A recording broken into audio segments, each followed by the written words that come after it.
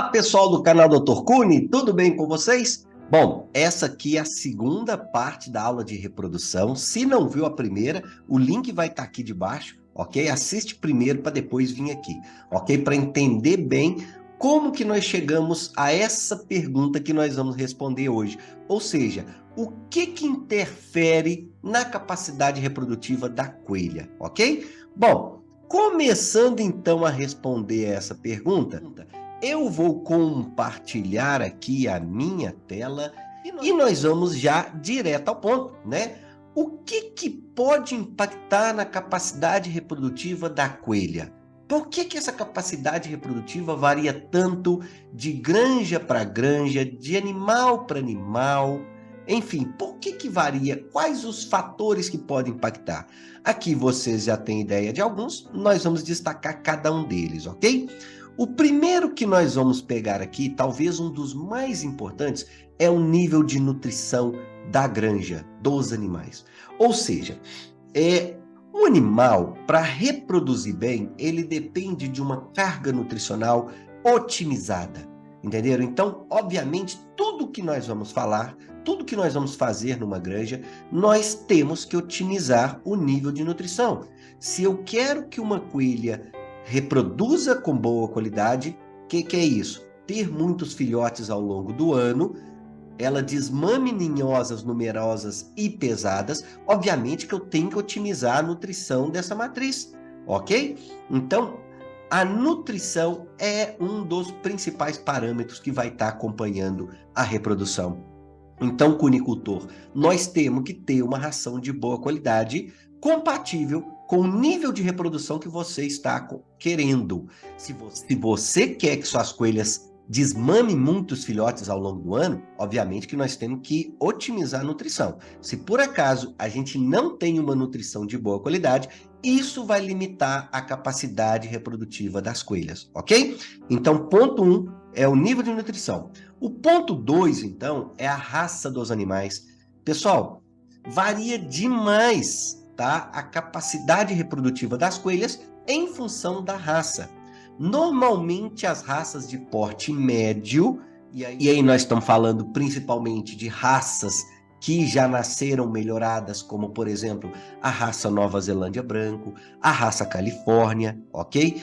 Essas raças normalmente têm mais capacidade, uma maior capacidade reprodutiva. Elas são mais precoces, elas têm a capacidade de gerar mais filhotes por parto e por ano. Então, há uma grande variação entre as raças. Normalmente, as raças gigante, por exemplo, costumam ser mais tardias e ter menos filhotes, assim como as raças anãs, tá? Tem raça anã que é muito difícil você tirar uma ninhada numerosa, você praticamente não tem, diferentemente de raças médias como a Nova Zelândia Branco, onde facilmente você retira aí 8, 9 animais de média, ok? Então há uma grande variação em função da raça dos animais. Bom, próximo item, o terceiro item que vai impactar a ordem do parto e a idade dos animais.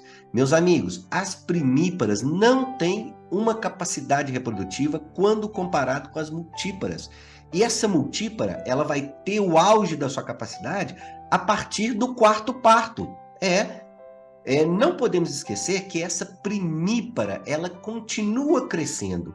A coelha de primeiro parto, ela ainda está crescendo. E isso vai interferir na capacidade reprodutiva dela. Mas, obviamente, que o que nós estamos falando aqui é uma curva quadrática. O que quer dizer isso? No início da vida, a capacidade reprodutiva do animal vai crescendo, depois estabiliza, e quando o animal vai ficando cada vez mais velho, essa capacidade vai diminuindo. Por isso que a coelha vai ter uma vida útil, considerando-se a sua capacidade reprodutiva numa granja, tá? Então, normalmente as coelhas de terceiro e quarto parto são as melhores, ok? Inclusive, uma boa técnica de seleção, e provavelmente nós vamos falar isso em uma aula futura, vai ser você tirar ninhadas numerosas e pesadas de coelhas multíparas, dessas coelhas que já estão num peso e já estão aí numa idade adequada, ok? Bom, O quarto item que nós destacamos aí, que vai impactar na capacidade reprodutiva da coelha, é justamente a consanguinidade. O que é consanguinidade? É a proximidade dos genes, é o aumento da frequência de genes recessivos. O que quer dizer isso? Traduzindo, pessoal, quando eu começo a cruzar animais muito próximos, de uma genética muito próxima, eu começo a ter problemas de consanguinidade. Os genes são muito próximos.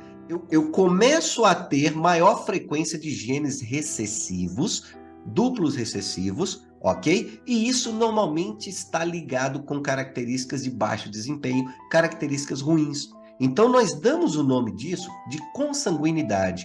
A variabilidade genética é muito importante para aumentar a capacidade reprodutiva dos coelhos. Bom, para dar um exemplo mais claro sobre essa consanguinidade, a gente tem aqui no Brasil, né, o rebanho de coelhos Botucatu, que são os coelhos melhorados, que a gente já falou bastante aqui no canal para vocês. A capacidade reprodutiva desse Botucatu vai ser aumentada quando ele for utilizado, né, esse grupo genético Botucatu for utilizado com outra raça, para ter uma variabilidade genética. Porque como o rebanho Botucatu é muito pequeno e concentrado numa granja na cidade de Botucatu, na granja experimental aí da Unesp Botucatu, o nível de consanguinidade dos animais já é mais elevado quando comparado com uma granja fora. Então vejam que para mim aumentar a capacidade reprodutiva dos meus animais, eu tenho que ter variabilidade genética também, ok? E a consanguinidade é justamente o contrário da heterose, da variabilidade genética, ok? Bom, pessoal, nesse quinto item aqui eu vou explicar melhor. O que eu quero dizer com animais lactantes ou não lactantes é que a coelha, quando não está em lactação, a capacidade dela de emprenhar novamente é mais alta, ok? A frequência é maior. O animal que está em lactação, ele produz uma quantidade de prolactina, que é um hormônio que vai inibir o processo reprodutivo. Embora na espécie cunícola, diferentemente da porca, por exemplo, tá? É possível que você tenha um animal gestante e lactante. Sim, isso é muito comum em cunicultura. Mas, se a gente for pegar, por exemplo, a frequência, a probabilidade de entrar em uma nova gestação, o animal que não está lactante vai ter uma maior capacidade. Ele vai entrar em nova gestação com maior facilidade, ok? Bom, esses foram os 5 primeiros. Nos próximos, nós vamos destacar um pouco mais, nós vamos explicar porque aqui nós temos pontos-chave para a gente entender a capacidade reprodutiva dos coelhos, ok? Então, para isso, pessoal, agora a gente vai pegar o nosso globo aqui. Pessoal, então estamos aqui com o nosso globo, tá? Que nos acompanha aqui em todos os vídeos, tá? Esse globo vai ser utilizado, então, para demonstrar por que acontece esse tal do fotoperíodo, que influencia também na temperatura, né? Nós temos aqui a América do Sul, tá vendo? Vamos lembrar que o globo executa um movimento de rotação, que dura um dia, ele dá um giro em torno do seu eixo, 24 horas, mas também esse globo está girando ao redor do Sol, no movimento de translação, que dura 365 dias. Bom, o que vai ser importante para a gente, para explicar o fotoperíodo na cunicultura? Vejam bem, nós temos que entender que a Terra é inclinada, pessoal. O eixo da Terra é inclinado. Então, a maior parte do tempo, ele não é bonitinho igual vocês estão vendo, tá? A América do Sul vai ficar inclinada para baixo ou inclinada para cima. Isso vai depender do movimento de translação da época. É isso que vai determinar as estações do ano. Então, vejam bem, imaginem que aqui o meu microfone, que vocês estão vendo aqui, tá vendo? O microfone é o Sol, tá? Então, se o Sol está nessa posição e o globo está assim, tá vendo? Nessa posição, nós temos o verão no hemisfério sul. Ou seja, o Sol pega diretamente, tá num ângulo mais propício aqui, próximo a 90 graus, claro que isso varia, né? Mas essa situação determina o verão, temperaturas mais altas e um maior comprimento de luz. Então, Pelo movimento de translação, o globo vai descendo, até chegar no ponto mais baixo aqui, tá vendo? Isso vai determinar o verão, o início do verão no hemisfério sul, ou seja, nosso solstício de verão. E isso vai determinar também o dia mais longo do ano, ok, gente? Então, isso vai acontecer aqui em dezembro, próximo aí ao dia 21, 22 de dezembro, onde o nosso fotoperíodo é maior. Aqui, por exemplo, em Minas, nós temos aí por volta de 13 horas de iluminação, ok? Bom, depois disso, então, o globo vai girando, tá vendo? E no hemisfério norte vai se dar o verão. Aqui no hemisfério sul, nós vamos ter o inverno, tá vendo que está menos iluminado? O dia vai ser mais curto aqui, próximo a 21, 22 de junho, quando nós temos o solstício de inverno, ou seja, quando começa o inverno. Então, o que é importante para nós da cunicultura? Nós temos um dia muito comprido no verão e um dia muito curto no inverno. De dezembro até junho, o dia está diminuindo. E de junho até dezembro, o dia está aumentando, porque a Terra está fazendo esse movimento. Lembrando, obviamente, que nesse percurso nós temos o equinócio de primavera e o equinócio de outono, que determina aí o início da primavera e o início de outono também, obviamente, tá? Bom, recapitulando então, o que vai ser importante para nós da cunicultura entendermos? Vamos entender que nós vamos ter um fotoperíodo, aqui ó, um fotoperíodo curto no inverno, ok? Mais ou menos aqui em Minas, cerca de 10 a 11 horas. Isso não estimula a atividade reprodutiva dos animais, em linhas gerais. Alguns animais mais, alguns animais menos, mas o que estimula a atividade reprodutiva dos animais é justamente o aumento do fotoperíodo. Ou seja, de junho até dezembro, o fotoperíodo, a quantidade de luz diária que a Terra, que no nosso caso, o nosso país recebe, vai estimular a atividade reprodutiva dos animais. E isso vai culminar também com o aumento da temperatura, no caso do inverno para o verão, ok? Vamos voltar agora para a aula. Bom, pessoal, depois dessa explicação, então, eu acho que fica fácil entender que o fotoperíodo crescente de junho até dezembro, ok? Vai estimular a atividade reprodutiva dos animais, tá? Porque culmina aí justamente com uma época de alimentos mais fartos, né, em linhas gerais. E também o fotoperíodo decrescente de dezembro até junho desestimula a atividade reprodutiva, tá? Então, a coelha também vai sofrer essa influência, ok, do fotoperíodo da época do ano. Então, é muito comum quando chega ali para abril, maio, meu Deus do céu, tá? Isso vai impactar muito na capacidade reprodutiva dos coelhos. Então, é justamente o momento onde o cunicultor percebe, fica preocupado que seus coelhos não estão reproduzindo. Então, pessoal, isso é normal de acontecer. Tá? Existem formas de tentar contrabalancear esse efeito? Sim, é trabalhar um programa de luz. Não deixar que o fotoperíodo diminua, ou seja, colocar luz artificial para complementar um fotoperíodo. Mas aqui no Brasil, a gente quase que não utiliza iluminação artificial. Nós vamos falar um pouquinho depois, ok? Bom, ainda na temperatura que nós falamos que por uma variação estacional nós temos uma época de mais alta temperatura e mais baixa temperatura, isso vai influenciar bastante na reprodução. A alta temperatura influencia negativamente na reprodução. A alta temperatura influencia na produção dos folículos pelas coelhas, implantação dos embriões, produção espermática no macho, enfim. Ou seja, as altas temperaturas têm efeitos ruins sobre a reprodução, como por exemplo sobre a qualidade do sêmen.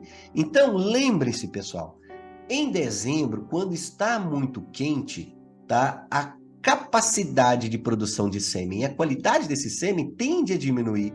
Isso ainda culmina com uma situação onde o fotoperíodo está decrescendo, né? Nós temos aí o maior dia do ano né, no solstício de verão, quando começa o verão. Depois o dia vai só diminuindo. Então, quando chega aí, lá para abril e maio, o animal reproduz muito menos. Não é que ele deixa de reproduzir, mas a capacidade reprodutiva dele vai cair. E não se esqueça disso quando você estiver administrando essa granja cunícola, ok? Bom, para finalizar, nós temos esse slide, tá? Que a gente vai comentar mais alguns itens que podem impactar aí na capacidade reprodutiva dos animais. E o primeiro deles é o ritmo reprodutivo e o seu equilíbrio com as condições exteriores, né? Ou seja, nós temos que delimitar o nosso ritmo reprodutivo. Se a gente quer trabalhar de maneira eficiente, qual que vai ser o ritmo que nós vamos trabalhar? Um ritmo mais intensivo, semi-intensivo, extensivo, e obviamente que isso tem que estar equilibrado com o que eu dou para o animal. Se eu dou boas condições de ambiência, boas condições de nutrição, tenho um manejo de biosseguridade adequado e o meu animal tem uma genética adequada, ou seja, é uma coelha que veio de duas raças, é uma coelha híbrida, por exemplo, provavelmente eu vou poder trabalhar com um ritmo mais intensivo, tá? Agora, se por acaso eu não tenho condições otimizadas na minha granja, obviamente que o meu ritmo reprodutivo, tá? O meu tem que ser mais extensivo. A capacidade reprodutiva do animal vai ser menor. E, obviamente, esse ritmo reprodutivo vai determinar o melhor intervalo entre partos para a sua granja. Nós vamos falar sobre esse intervalo entre partos mais para frente, ok? O que que ele é, como que a gente trabalha, tá? Como que a gente pode otimizar esse intervalo entre partos? Bom, pessoal, em relação ao nível de saúde e enfermidades, o que que nós queremos dizer? Quando o manejo de biosseguridade na granja é potencializado, ou seja, o manejo preventivo é potencializado, o animal tende a ter uma imunidade maior, um nível de saúde maior e tende a não ter enfermidades, ou seja, você tende a ter um nível menor de enfermidades, na verdade, né? Então, isso tudo, esse conjunto, impacta positivamente na capacidade reprodutiva do animal. Ou seja, se você tem animais saudáveis, animais com mais imunidade, né, você tem mais capacidade reprodutiva. Os animais reproduzem mais. Se você tem, por exemplo, uma enfermidade como a pastoleurose, que é uma enfermidade silenciosa que deprime o sistema imune do animal, você tende a ter menor sucesso reprodutivo. Vamos lembrar também que muitas vezes, se o animal está enfermo, tá, com alguma enfermidade aparente e está demonstrando isso, tá, ele não chega nem a reproduzir, ele não chega a emprenhar. Porque para emprenhar, ele tem que ter uma boa saúde, entendeu? Então, muita atenção a esse nível de saúde em enfermidades e, principalmente, muita atenção com o manejo de biosseguridade, que é algo que nós precisamos melhorar muito no Brasil, ok? Se a gente quer atingir uma cunicultura de maior potencial. Bom, para finalizar, eu vou deixar aqui uma pulga atrás da orelha, da nossa orelha, ok? Falando da inseminação artificial. Bom, eu sempre comentei de inseminação artificial e, para mim, a inseminação artificial não melhora a capacidade reprodutiva dos animais.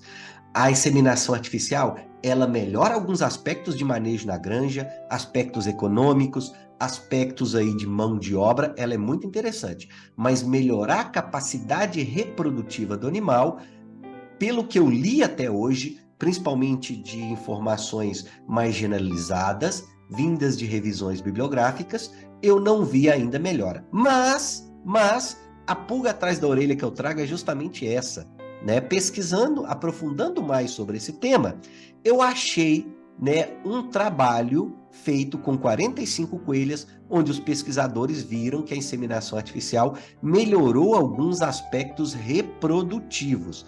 Mas vou chamar a atenção que isso somente, né, é um dado vindo de 45 animais, o que é muito pouco para a gente afirmar aí alguma coisa em termos de reprodução, ok? Então, continuo dizendo que a inseminação artificial, ela não melhora aspectos reprodutivos, embora ela melhore bastante aspectos de mão de obra, de manejo, de uso de animal melhorado, semi-melhorado, enfim, ela pode otimizar a situação de uma granja, ok?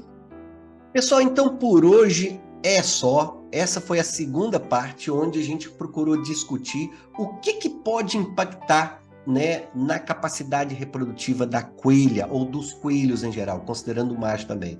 Então nós vimos aqui coisas importantíssimas, como por exemplo, fotoperíodo. Vamos destacar o fotoperíodo. Não foi à toa que a gente tentou explicar isso através de um globo para todo mundo entender, porque isso é muito importante para a gente compreender esse fotoperíodo, né? Mas também a temperatura. A temperatura agradável para o animal, ela favorece a atividade reprodutiva, enquanto a alta temperatura, ela desfavorece a atividade reprodutiva, tá?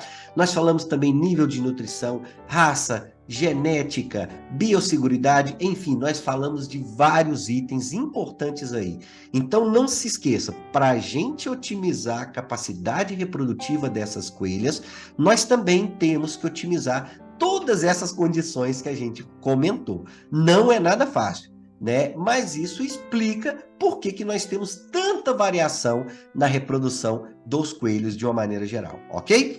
Na próxima parte, na terceira parte, nós já vamos começar a falar um pouco da fisiologia, anatomia e fisiologia reprodutiva do macho. Primeiro nós vamos compreender o macho e depois nós vamos fazer algumas aulas aí para entender melhor as fêmeas. Bom, muitas felicidades, muito obrigado. Se não for inscrito, faz inscrição. E se gostou do vídeo, deixa aí o seu like. Muito obrigado, felicidades.